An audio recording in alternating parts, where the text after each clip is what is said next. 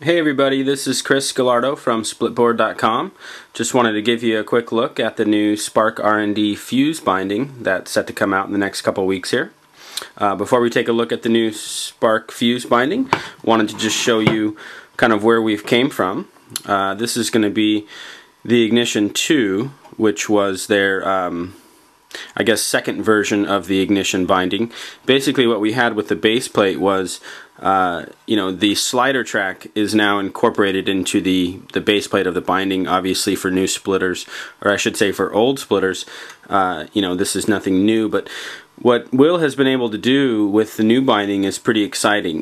Basically with the old binding we had metal that was basically sandwiched together. There's a small piece of plastic that kind of was in between the binding, or I should say the two pieces of metal held together by rivets. It was really a pretty big step forward for bindings, splitboard bindings at the time. But what's exciting is with the new fuse binding, he's really taken it a step further, and what I want to show you is the design of the new base plate.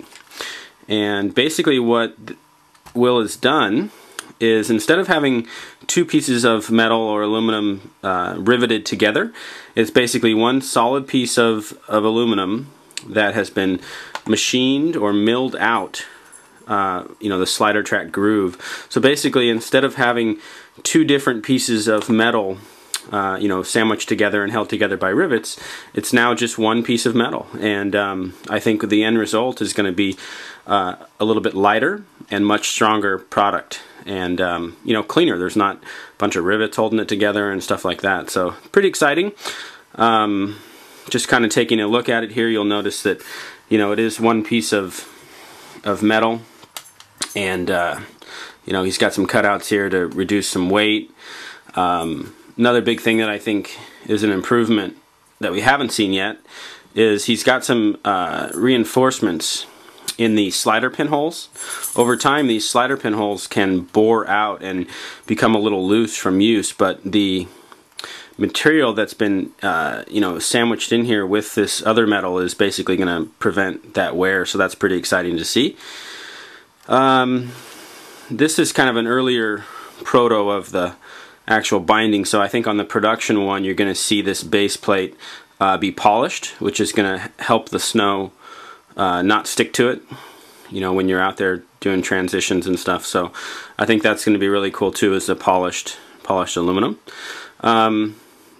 Obviously it's got the nice bent metal hardware. One of the things I like about their high back is the holes in the high back. I think it reduces the weight a little bit, but it also when you're taking your board off and maybe walking with it a few feet to the next spot, if there's a dry spot in the snow or something, just a real easy place to grab onto your bindings and carry each split ski to your next spot. Good, the nice bent metal ratchets, so that's all there.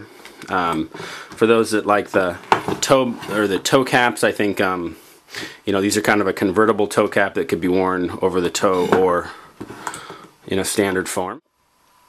Another one of the cool things that you'll notice, and this is something that obviously has been on the last couple renditions of the binding, is the high back cube.